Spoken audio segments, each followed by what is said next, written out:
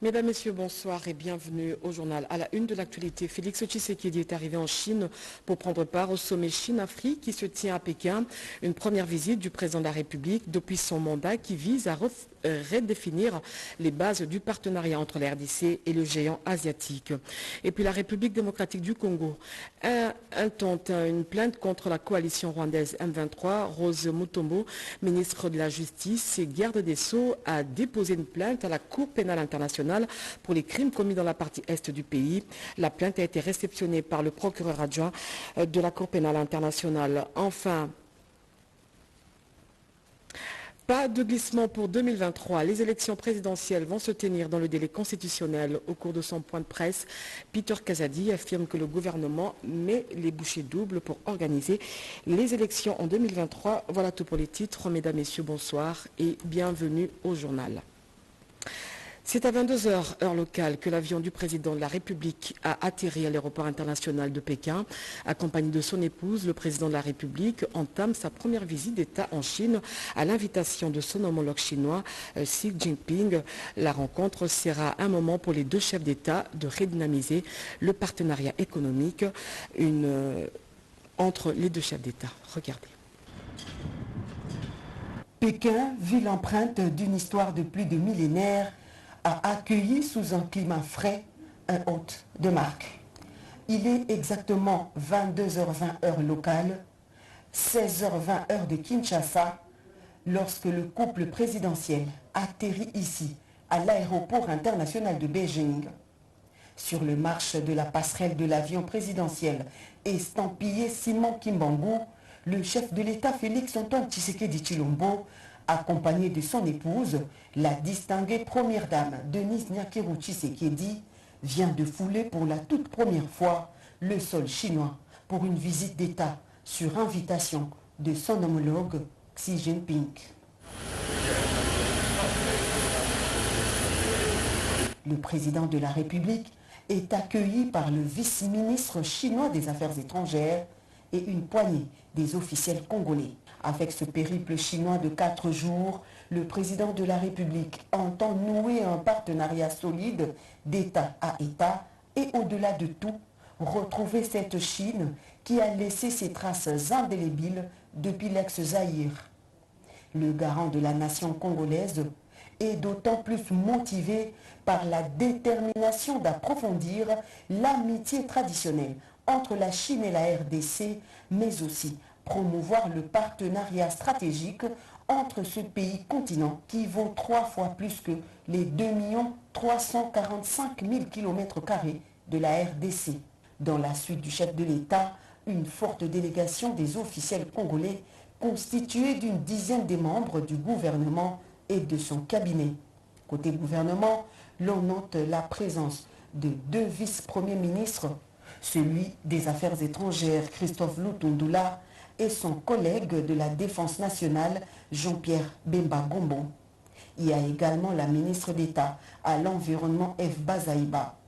Les ministres des Finances, des Mines, du numérique et celui de la communication et médias font également partie de cette grande équipe qui accompagne la toute première tournée officielle chinoise du président de la République qui partira de Beijing à Hong Kong en passant par les villes de Shanghai et Shenzhen.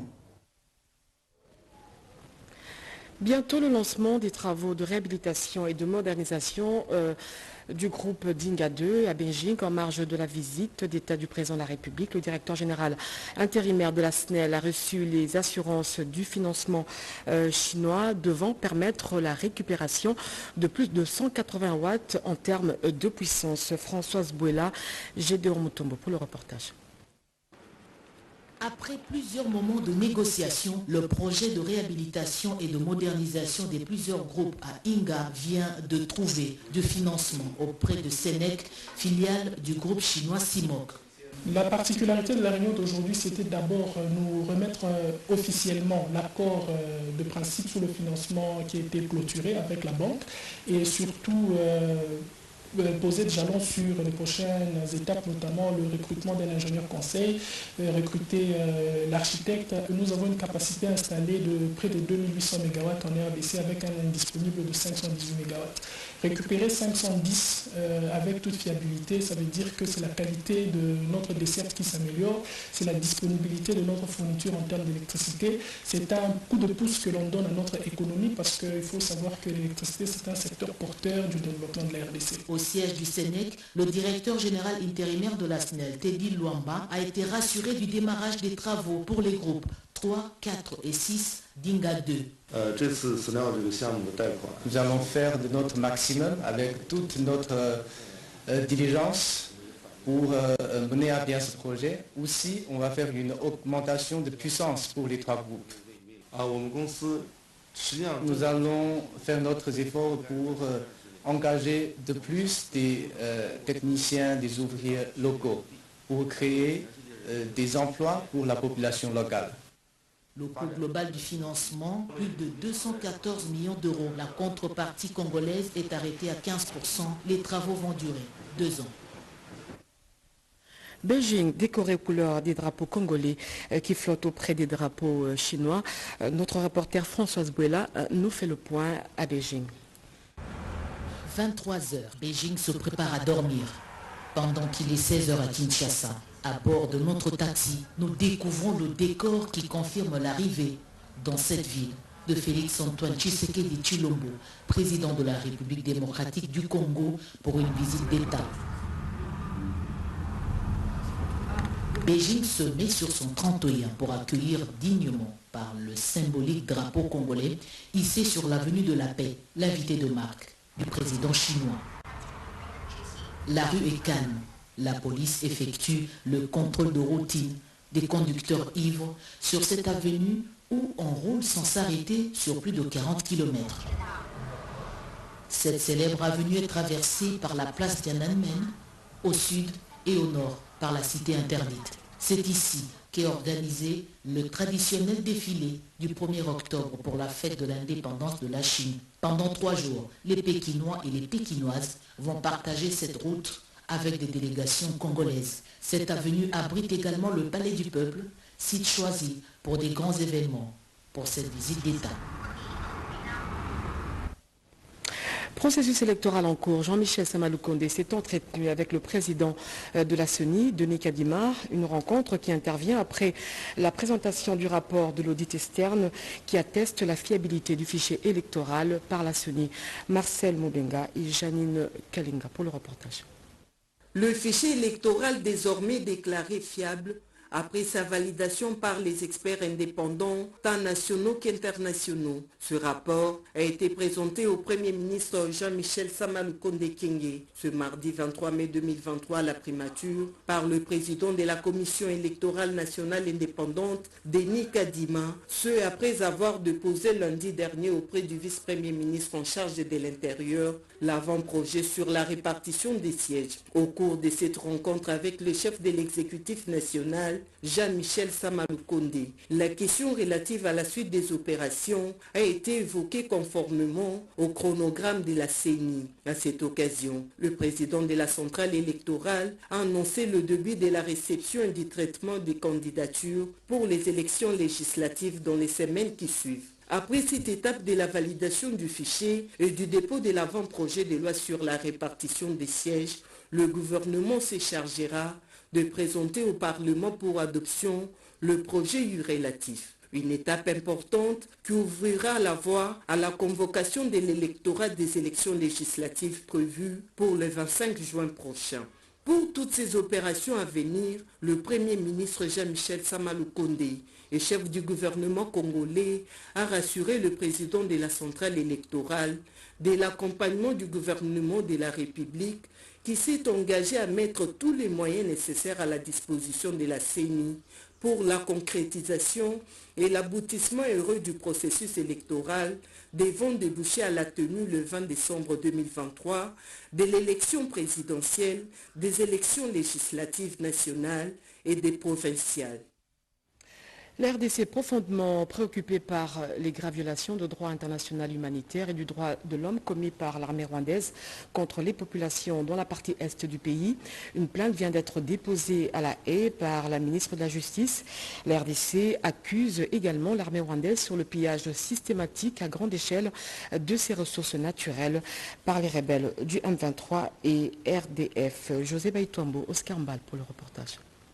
C'est peut-être la fin d'une aventure sanguinaire. Ils vont bientôt répondre de leurs actes, les éléments du mouvement du 23 mars et leur mentor. La République démocratique du Congo, représentée par la ministre d'État, ministre de la Justice et garde de Sceaux, Rosemont Tombokessi, a déposé ce mardi 23 mai 2023 une note de renvoi d'une situation nouvelle au bureau du procureur de la Cour pénale internationale, CPI, à travers le procureur adjoint Mamandia Inyang. Rose Mutombo a invité cette haute instance judiciaire à focaliser son attention sur les processus d'enquête aux fins de poursuite et de répression des agents de la coalition RDFM 23 ainsi que toute autre personne impliquée à titre d'auteur ou des complices dans les actes et comportements illicites caractérisés des graves violations du droit international humanitaire et du droit international de droits de l'homme enregistrés entre 2022 et 2023. Les gouvernements de la RDC restent profondément préoccupés par les souffrances que subissent les populations de la partie de son territoire concernée par les actes faisant objet du présent renvoi. Ainsi, la RDC s'inscrit dans la dynamique de la cause de l'humanité pour lutter contre l'impunité des dits crimes en recourant aux moyens civilisés, notamment par sa pleine et entière collaboration avec la Cour pénale internationale et faire en sorte que les auteurs des violations les plus graves de droits de l'homme et humanitaires répondent de leurs actes. Dans le cadre de la révisitation du contrat sino-congolais signé entre le gouvernement congolais et un groupe d'entreprises chinoises en 2008, le vice-premier ministre, ministre des Affaires étrangères en séjour en Chine, a tenu une réunion de mise au point avec la commission de réforme de développement chinois, ce avant la rencontre des deux chefs d'État congolais et chinois, Doris Mozo, Henri Amoury. 51 ans de coopération sino-congolaise, la République démocratique du Congo et la Chine décident de la revitaliser. Le vice-premier ministre, ministre des Affaires étrangères et francophonie, Christophe Lutundula Apala a conduit une délégation de près de 6 membres du gouvernement auprès de la Commission nationale de réforme et développement chinois. Zheng Shanjie, qui en est le président, et son staff ont pris 2 heures d'échange avec la délégation congolaise. Après 5 ans de contrat chinois, il faut les actualiser, les conformer aux exigences et besoins de développement de la République démocratique du Congo en tenant compte des enjeux du moment. Des dossiers sur la diplomatie, le développement, des finances, des infrastructures, des mines et du numérique ont été mis sur la table pour que les objectifs qui guident cette coopération répondent au contexte à la fois national et international. Des nouveaux portefeuilles de projets contre le changement climatique pour les investissements verts et le numérique sont fortement envisagés. Zheng Shanjie promet de son côté de sensibiliser les entreprises chinoises déjà en RDC dans le secteur minier comme TFM et Sicomine sur le respect scrupuleux des lois congolaises.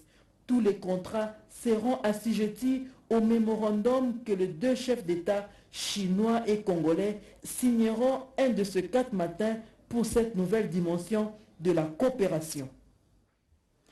Le chef d'état-major et général des FARDC poursuit avec sa mission de commandement et d'évaluation de la formation des jeunes qui ont répondu à l'appel à la mobilisation générale lancée par le commandant suprême de la police nationale congolaise et de l'armée. Ils sont plus de 10 000 à être formés au centre d'instruction de la base militaire de Kitona. Regardez.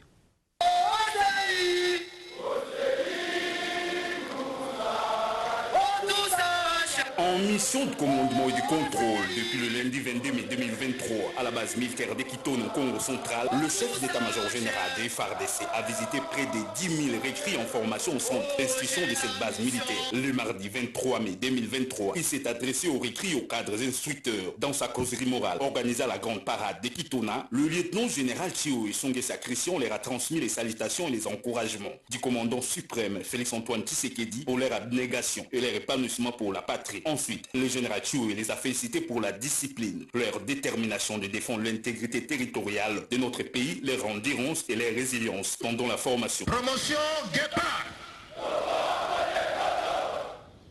Naligina komisanano mbote ya mokonzi ya mboka. Nayaki kotala bino. Namonaki bino denge bozalaki. Lelo pe namoni bino denge bozali. Namoni changement eza na miso na bino. Elongi na bino ezui poso mosusu. Namoni poso ya soldat. Armée eza na mission na yango. Surio bobima poko présenter nini na mboka. Esengeli pour présenter eloko moko na mboka.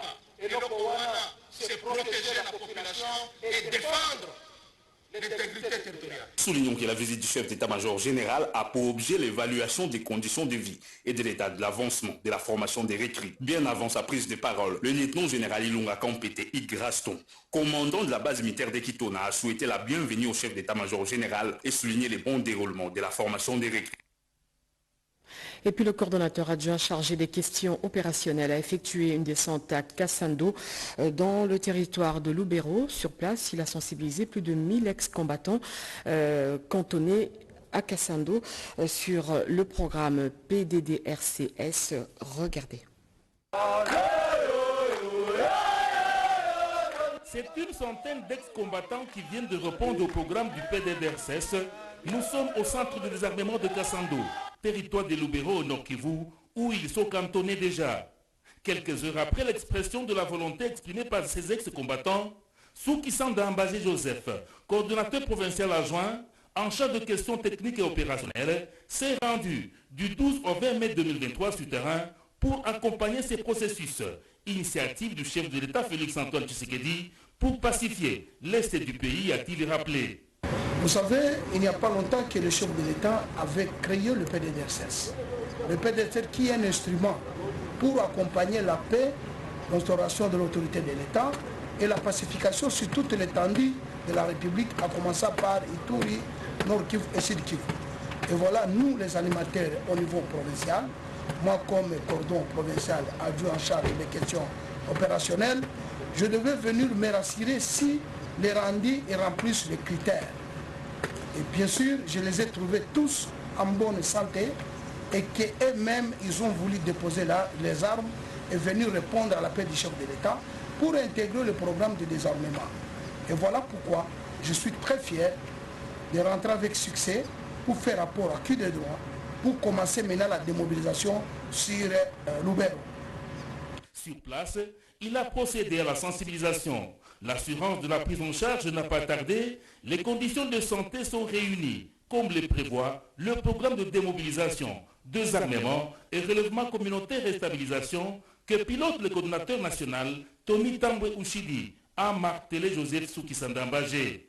Occasion pour lui de lancer un appel aux jeunes ex-combattants, aux groupes armés et à la communauté locale de s'approprier ces programmes du chef de l'État qui cadrent avec la pacification de la région. Les personnes à mobilité réduite auront leur propre secrétariat général, un projet très avancé, et Jean-Pierre Liaou, vice-premier ministre, ministre de la fonction publique, y tient. Ce dernier était en séance de travail avec son collègue des personnes vivant avec handicap pour mettre en place une administration efficace pour prendre en charge les questions liées à l'amélioration des conditions de vie de ces personnes. Nadine Kilocho, Cédric Kenina pour le reportage. Le processus de la mise en place du secrétariat général des personnes vivant avec handicap connaît déjà le bout du tunnel. C'est ce qu'on peut retenir de la réunion que le vice-premier ministre, ministre en charge de la fonction publique Jean-Pierre Liaou a tenue lundi 22 mai 2023 en son cabinet de travail avec la ministre déléguée chargée des personnes vivant avec handicap. Selon le VPM, le meilleur cadeau à offrir aux personnes vivant avec handicap, c'est de leur doter avant le 30 juin prochain une administration digne et capable de trouver des solutions à leurs problèmes. Pas une administration qui ne sera constituée que des personnes vivant avec handicap. C'est une administration comme toute autre administration, mais qui va certainement faire la différence avec les autres parce qu'elle aura certainement vocation à prendre en compte aussi des personnes vivant avec handicap et à montrer l'exemple à d'autres administrations parce que ce qui est en jeu, c'est aussi l'exclusion à laquelle font face justement tous ces Congolais qui certes peuvent vivre avec des handicaps, et c'est le cas pour beaucoup, sont capables d'être utiles à la nation. Pourquoi ne pas avoir des secrétaires généraux, mais qui soient des personnes à mobilité réduite? Oui, je l'ai dit, c'est une exclusion, c'est un véritable apartheid social qui doit s'arrêter. Pour sa part, la ministre déléguée Irène Sambo s'est réjouie de voir ce processus cheminer vers le recrutement compétitif et qualitatif des agents publics de l'État. Vous savez, les personnes avec handicap doivent fêter leur indépendance. Elles ont été longtemps oubliées, marginalisées, mais le président de la République, Félix-Antoine Tshisekedi Tshilombo, est venu avec une nouveauté de par sa vision. Et aujourd'hui, il faut que ces personnes vivent cette nouveauté. Pour le VPM Jean-Pierre Liaou, l'apartheid social doit prendre fin au sein de l'administration publique avec la mise en place du secrétariat général du ministère des Personnes vivant avec handicap, qui matérialise la volonté du chef de l'État de créer une administration spécifique dédiée à la gestion des personnes vivant avec handicap. Le processus électoral est irréversible. Le scrutin présidentiel aura bel et bien lieu au mois de décembre. Pour Peter Kazadi, la CENI travaille d'arrache-pied pour organiser les élections dans le délai constitutionnel. Concernant la marche de l'opposition, le vice-premier ministre, ministre de l'Intérieur, fustige le traitement de l'information par certains médias étrangers. Alain Bikaï pour le reportage.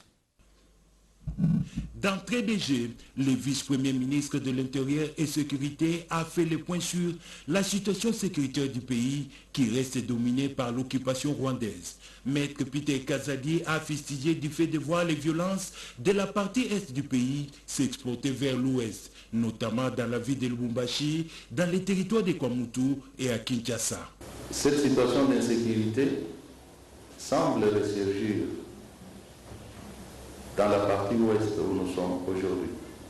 L'insécurité à l'ouest du pays est effective avec le phénomène Mobondo qui a connu sa naissance à Kwamut dans la province de Maïndombe. Ce phénomène s'est étendu dans la ville de Kinshasa et particulièrement dans la commune de Maruku.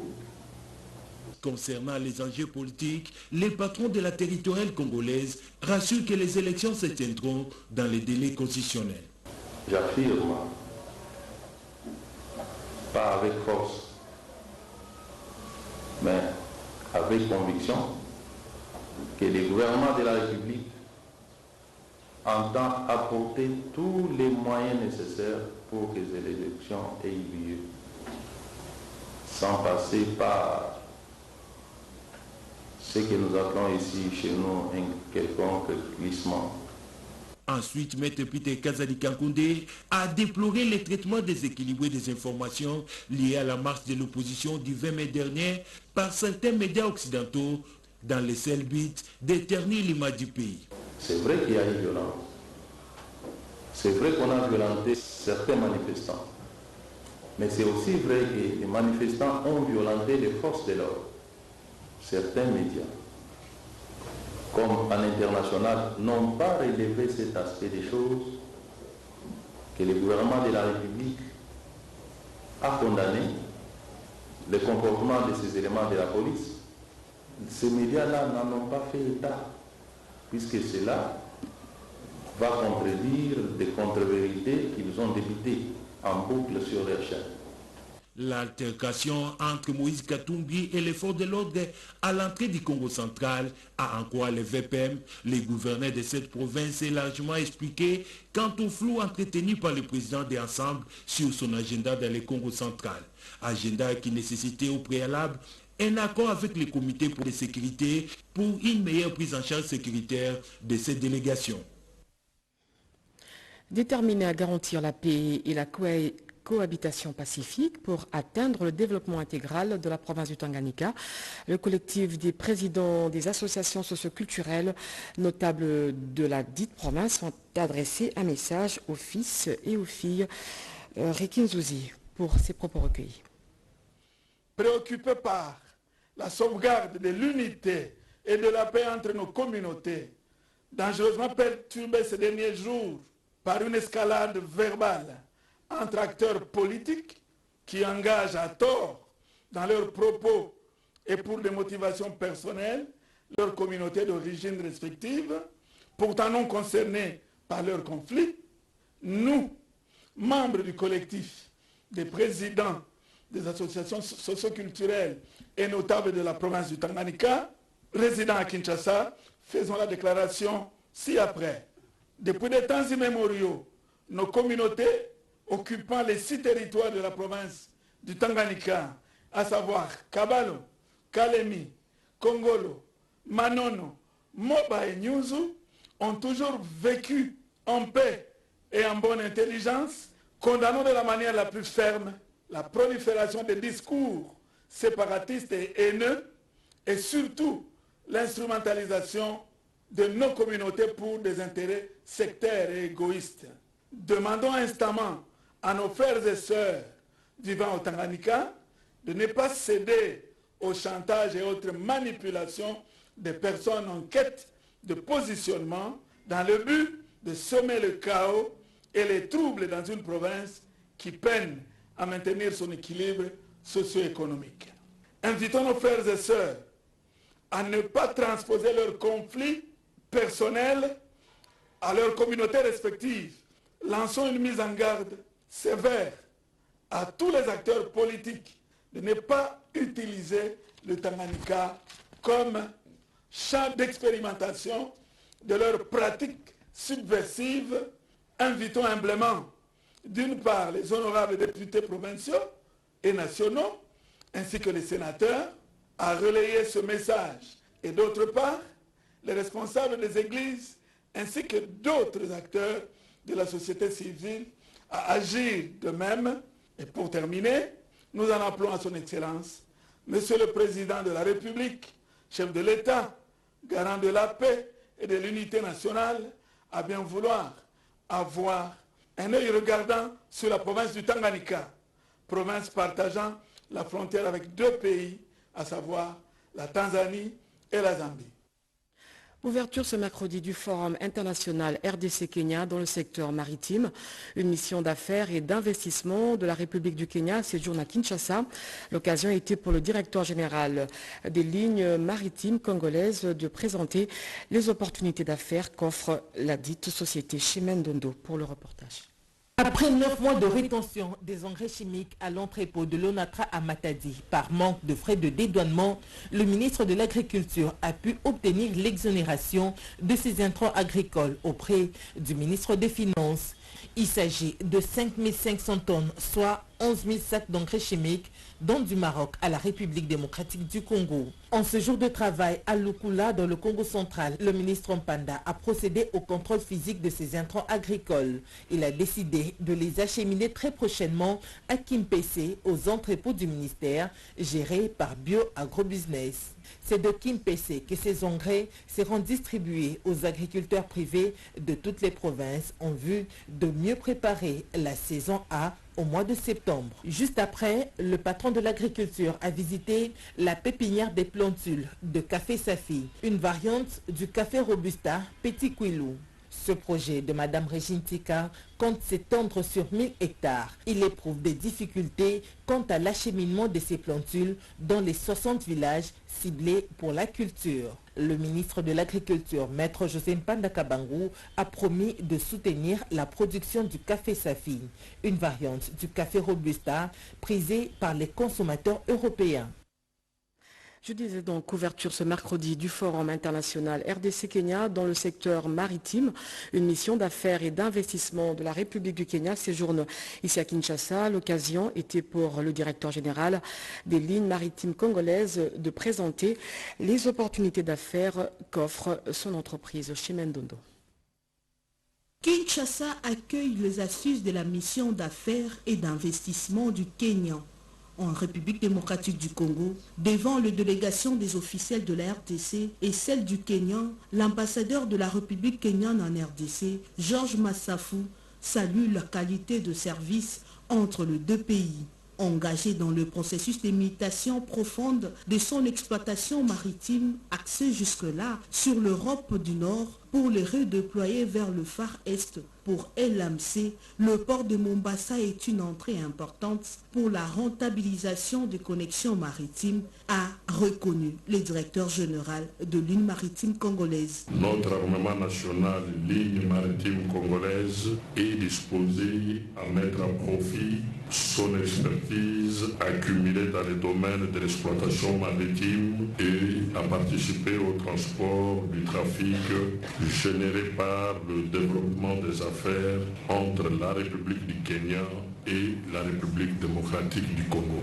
Avec les opportunités d'affaires qui s'offrent dans le secteur du transport maritime et multimodal, l'armement national s'est dit disposé à accompagner toutes les sociétés à l'import comme à l'export. C'est par un tête-à-tête entre le directeur général de LMC, Jean-Claude Mukenzimbi Yamwinza, et l'ambassadeur du Kenya en RDC, Georges Massafu, et le chef de délégation de Nairobi notamment, le délégué du ministère kenyan de l'Industrie, que cette journée s'est clôturée. Didier Boudimbu, ministre des Hydrocarbures, était face aux étudiants de la faculté de pétrole et gaz de l'université de Kinshasa sur l'impact socio-économique de l'appel d'offres des 27 blocs pétroliers et gaziers.